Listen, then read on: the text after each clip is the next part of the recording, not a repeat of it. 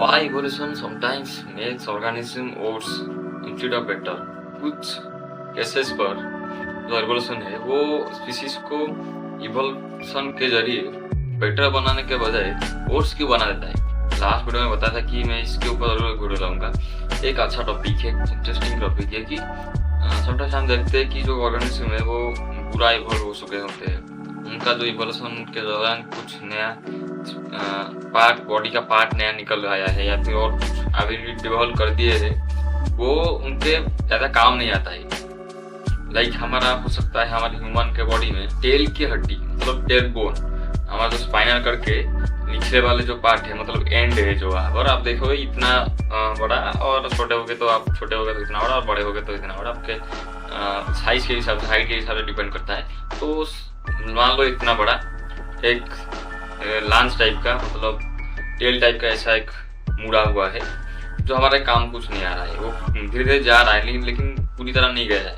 हमारा जब पहले टेल था, पूंछ था जब हमारे पहले, तब से वो इवॉल्व करके हमारा यहाँ पे रह गया है, वो पूरी तरह नहीं गया है। जो हमको उस टाइम पर जब हम वहाँ पे चोट लग जाती है बहुत भयानक दर्द होती है। इसी तरह ऐसा नहीं कि छोटा मोटा चीज़ है, कुछ केसेस में मतलब स्पीशीज के केसेस में बहुत ज़्यादा इवोल्यूशन बुरा कर देता है उनके साथ। वीडियो में आगे बढ़ने से पहले आपको मैं बता दूं कि इवोल्यूशन कोई भी ऑर्गेनिज्म को बेटर बनाने के ऊपर कुछ नहीं देता है।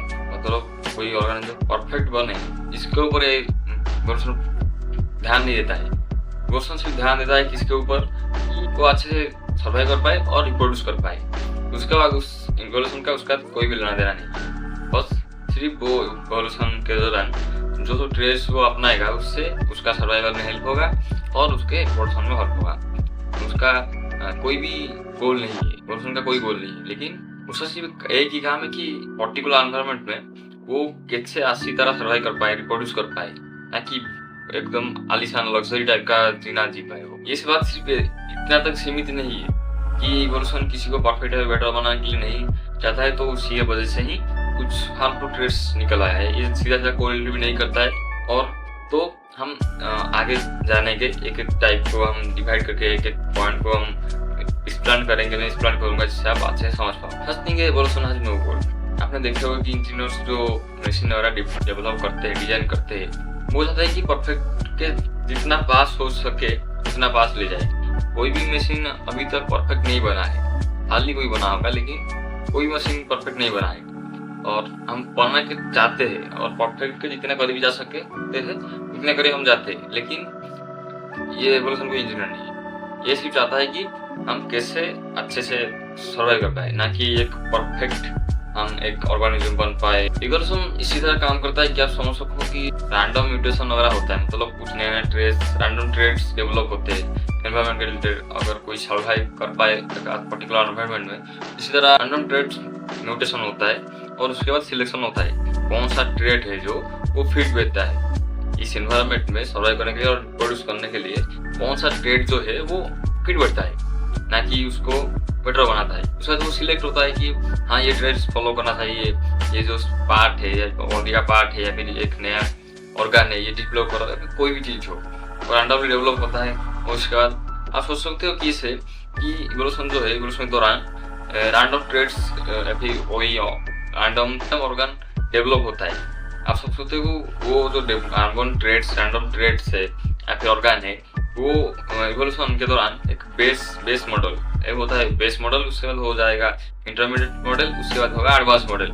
आप सोच सकते हो कि पहले वाले स्टेज में रैंडम ट्रेड्स जो आते हैं सिलेक्शन के पहले से, वो एक बेस मॉडल के टाइप का है, मतलब उसका इतना ज़्यादा बहुत ज़्यादा रोल नहीं है या फिर बहुत ज़्यादा हेल्प नहीं करता है। इसलिए हम इवोल्यूशन ट्राई करता है कि ये फिट बैठता है क्या, ये आगे जाकर हेल्प कर पाएगा। उसका फिट होने के बाद वो सिलेक्ट होता है। उसका जो बेस मॉडल है वो और एक लेवल ऊपर लेता है, वो ट्रेड्स को या फिर ऑर्गन को, उसको इंटरमीडिएट लेवल मॉडल पर लेके छोड़ देता है और वहाँ पर छोड़ता है जिसको भी हम अच्छे से हमारे ऑर्गेनिज्म में वो ऑर्गन को ट्रेड्स को उसी लेवल पर ले सके जिससे वो मैक्सिमम बेनिफिट नहीं पाए, ना कि वो परफेक्ट एडवांस लेवल मतलब मॉडल को ले जाता है। ऐसा नहीं है। ऑर्गेनिज्म जो एवोल्यूशन सिर्फ जो बेस मॉडल को इंटरमीडिएट लेवल पर लेके छोड़ देता है और उसके बाद ऑर्गेनिज्म उसको डेवलप करे। लाइक हमारा ब्रेन जो है, हम हमारे ब्रेन को बहुत ज़्यादा डेवलप कर सकते हैं, मतलब हम वर्क को, हमारे ब्रेन के वर्क को, शार्पनेस को, हमारे ब्रेन के IQ को या फिर हमारे ब्रेन को पावर को हम बहुत ज़्यादा नेक्स्ट लेवल ले जा सकते हैं। लेकिन अगर एवोल्यूशन के दौरान अगर एवोल्यूशन का गोल होता कि परफेक्ट बनाना, एक एडवांस लेवल का मॉडल डिजाइन करना, तो हमारा ब्रेन बहुत ज़्यादा एडवांस होता है। हम शायद यहाँ पे वीडियो भी ना बना पाता हूँगा, हम उतने लेवल पर चले जाते हैं कि हम स्पेस में ट्रैवल कर पाते होते। लेकिन स्टिल वो इंटरमीडिएट लेवल पर हमारे ब्रेन को छोड़ दिया, उसके बाद हम हमारे हाथ में ही हम कितना ज़्यादा बेटर बना पाए और कितना ज़्यादा वर्स बना पाए। रिवोल्यूशन ने मैंने वो साल से ही बोला कि वो एक बेस मॉडल पहले आता है, उसके बाद वो उसको इंटरमीडिएट लेवल पर छोड़ देता है, क्योंकि उसका मेन गोल यही है कि एवोल्यूशन में कोई गोल नहीं, लेकिन उसका काम सिर्फ यही है कि एवोल्यूशन के द्वारा क्या होता है कि जो सब ऑर्गन डेवलप हुआ या फिर कोई ट्रेड्स डेवलप हुआ, वो सिर्फ उसको ऑर्गेनिज्म को गुड एनफ सर्वाइव करने के लिए, मतलब सर्वाइव कर जाए और उसके बाद हो ना हो इसमें सर्वाइव कर पाए और उसको रिप्रोड्यूस कर पाए, ना कि एक जो परफेक्ट डिजाइन होता है उसको डेवलप करे। सेकेंड थिंग है, a trait can help reproduction but hurt health, मतलब आपके हेल्थ के ऊपर ज़्यादा ध्यान नहीं दे सकता है। इवोल्यूशन सिर्फ ऑर्गेनिज्म को एक बेटर लाइफ प्रोवाइड करेगा जब तक वो रिप्रोडक्शन ना कर पाए। देखिए आप सोच सकते हो कि ह्यूमन के केसेस में टीनेजर आता है, टीनेज में जहाँ पर उसका बॉडी डेवलप हो जाए, उसके बाद अगर वो रिप्रोडक्शन करेगा तो उसके बाद एक अच्छा बच्चा पैदा होगा। मतलब जो इवोल्यूशन है वो हमको इस तरह डिजाइन कर दिया कि हम नेचर हमको लगभग 18 साल तक हमको एक अनफेयर एडवांटेज देता है। मतलब आप सुने हो कि जब लोग बोलते हैं कि तू तो बच्चा है, तू जो कुछ खा देगा उस सब कुछ हजम कर देगा, तेरे बॉडी को कुछ फर्क नहीं पड़ेगा। हम तो बड़े लोग हैं ना, हमको डायबिटीज हो सकता है, हमको ब्लड शुगर हो सकता है, लेकिन तुझे कुछ नहीं होगा, ऐसे बोलते आप सुने होंगे। लेकिन क्यों बोलते हैं? क्योंकि नेचर हमको अनफेयर एडवांटेज दिया है कि हम जब बच्चे होते, चाइल्ड होते और पॉवर्टी के तक, प्यूबर्टी पास कोर्स होने से पहले तक और टीनेज तक हमारे बॉडी में हम जो कुछ खाए, गंदा लाइफ स्टाइल फॉलो करें, उससे हमको इतना ज़्यादा फर्क नहीं पड़ता है। लेटर लाइफ पर मतलब बाद में लाइफ में वो प्रॉब्लम देता है, लेकिन उसी पर्टिकुलर टाइम पर अगर मैं अब टीनेज में हूँ, मेरा पॉवर्टी आने वाला है, लेकिन अब मैं अगर पूरा लाइफ स्टाइल फॉलो करूँगा तो अभी मुझे इतना फर्क नहीं पड़ेगा, लेकिन बाद में 20 के बाद मुझे वो प्रॉब्लम दिख सकता है, बुढ़ापे में वो प्रॉब्लम दिख सकता है, लेकिन अभी नहीं दिखेगा क्योंकि हमको नेचर वो उस तरह डिजाइन कर दिया है। इवोल्यूशन के दौरान हम ऐसे डिजाइन होगी, ये हमारा है रिप्रोडक्शन फेज। यहाँ पे हमको मतलब सर्वाइवल के लिए बहुत ज़्यादा चीज़ चाहिए। अभी तो हमको नहीं पाल रहा है, लेकिन हम जंगल में थे, स्टोन एज टाइम की अगर बात करें, जब हम जंगल में घूमते तो हमको ये बहुत ज़्यादा अनफेयर देता है कि हम अच्छे से रहे ना रहे, लेकिन हम अच्छे रिप्रोडक्शन कर पाए, हमारे उसको नेक्स्ट पीढ़ी को ट्रांसफर कर पाए। जैसे कि अभी हमारा हार्मोन्स वो बहुत ज़्यादा एक्टिव है, जो यूथ के फेज पर हमको हेल्प करता है रिप्रोडक्शन करने के लिए, लेकिन उसके बाद रिप्रोडक्शन के बाद जब लेटर लाइफ आता है, बुढ़ापे के वक्त हो जाए, फिर 50-60 के बाद हमारे जॉइंट में पेन आता है, बहुत सारा प्रॉब्लम आता है।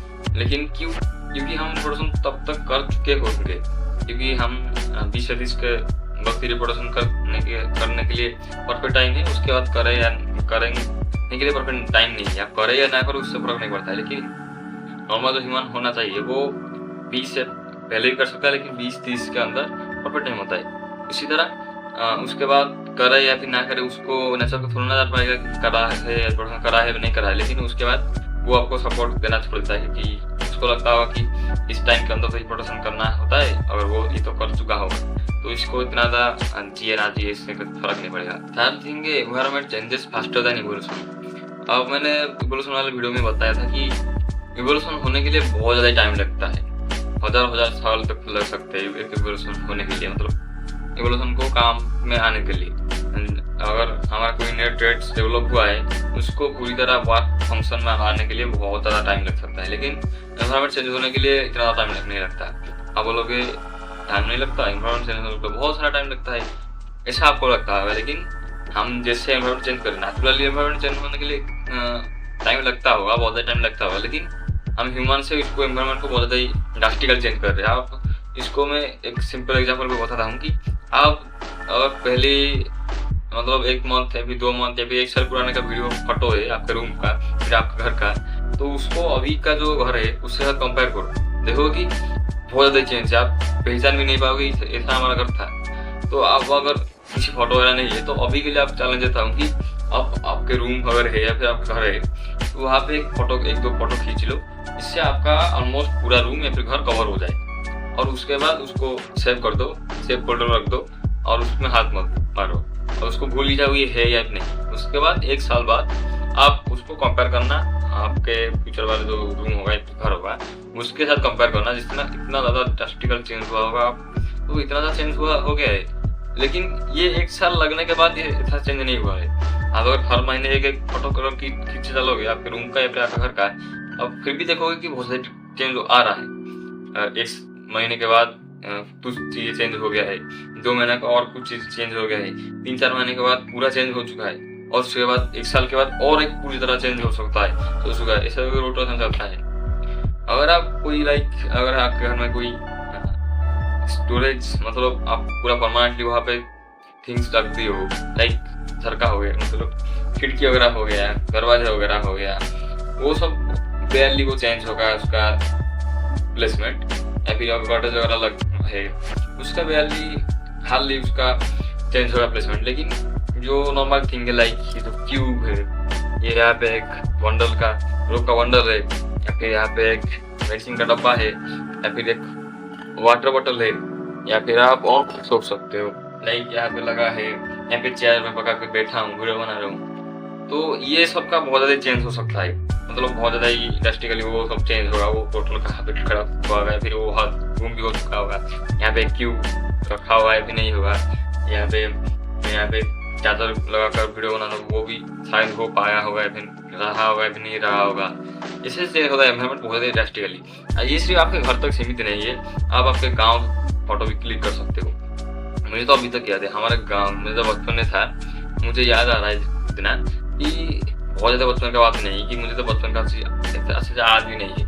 अब अगर 4-5 साल हो गए तभी आपको बेयरली याद होगा कि तब आप क्या कर रहे होगा, क्या है। लेकिन अब जो अगर सोच लो कि मुझे 17 साल हो गया है और मैं अगर 10-12 साल के बारे में सोच चाहूँगा, मतलब साल के बारे में, तो मुझे अभी तक याद आ रहा है कि हमारे गाँव में एक पॉन्ड था, बहुत ज़्यादा बड़ा पॉन्ड, और हम ट्यूब बड़ा कर उससे खेलते थे, मतलब नाव बनाकर, और हम एक जमीन के ऊपर खेलते थे, बहुत सारा खेलते थे। लेकिन ना ही वो पॉन्ड रहा है, अब वहाँ पे मछली का खेती होता है, और जो फील्ड में हम खेलते थे लुका छिपी वगैरह जो करते हैं उस पे ऊपर अब घर बन चुका है।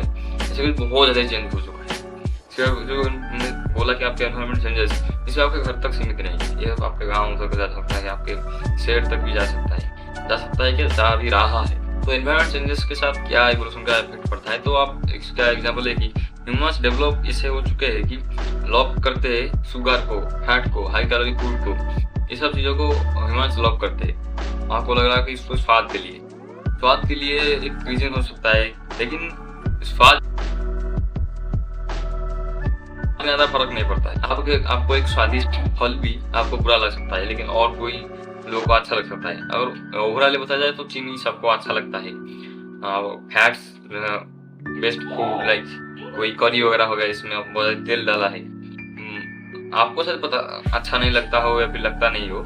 लेकिन अगर आप नॉर्मल पीपल के बारे में बात करो, आपके पापा के बारे में, आपके मम्मी के बारे में, शायद आपके पापा मम्मी खाते होंगे लेकिन नहीं खाते होंगे, लेकिन ओवरऑल बताया जाए एक पॉपुलेशन के बारे में तो वो पसंद करते हैं। अभी तो इतना ज़्यादा उनका मतलब इस सारे खाने का प्रोडक्ट का ग्रोथ हो रहा है। आप लोग नहीं, हमारे गाँव में नहीं खाते होंगे, मैं मना नहीं कर रहा हूँ, आपके घर में, आपके पड़ोस में, आपके गाँव में, आपके शहर में नहीं खाते होंगे, लेकिन अगर वर्ल्ड वाइड देखा जाए तो खाते। तो प्रॉब्लम कैसे कॉज करता है, हम जो शुगर को लॉक करते हैं, चीनी को लॉक करते हैं, मिठास को लॉक करते हैं, या फिर हाई कैलोरी फूड को, फैट को लॉक करते हैं, तो क्या प्रॉब्लम आता है? क्योंकि पहले का टाइम क्या था कि जब हम हंटिंग वगैरह करते थे, वहाँ पे टाइम क्या था, आज हंटिंग हुआ, कल हुआ ना हुआ, ऐसा कुछ गारंटी नहीं है। आज बहुत ज़्यादा खाना मिल गया, कल नहीं मिला। तो हम जब फैट बेस्ड खाना खाते हैं, शुगर फूड खाते हैं, हाई कैलोरी फूड खाते हैं, तब हम नेक्स्ट डे पर भूखे अगर रहे तो ना मरे। अगर मैं आज खा लिया अच्छे से, अगर नेक्स्ट डे नहीं खाऊंगा तो मेरा पूरा एनर्जी लेवल गिर जाएगा, शायद आपका भी गिर जाए, एक दिन आप उपवास ना कर पाओ। लेकिन जो उपवास करते आ रहे हैं बचपन से, उनका कुछ नहीं होगा, वो आराम सर्वाइव कर जाएंगे, 1-2 दिन ना खा के रह लेंगे अच्छे से। लेकिन मेरे जैसा बंदा नहीं रह पाएगा। आप देख सकते हो कि मेरा शरीर में इतना फैट भी नहीं है, फैट होने ना होने में भी इतना फर्क नहीं पड़ता, लेकिन जिसको आदत हो चुका है, उसका ऑर्गन के पास सभी फैट स्टोर हुआ होगा, वो उनका बॉडी थोड़ा बहुत अडॉप्ट कर चुका होगा कि ऐसा कुछ फास्टिंग होता है और इसको हमको सर्वाइव करना पड़ेगा। अगर आप भी चाहो तो आप वो डेवलप कर सकते हो, लेकिन क्यों ही करना। तो पहले टाइम की क्या था कि ऐसा था कि खाना वगैरह नहीं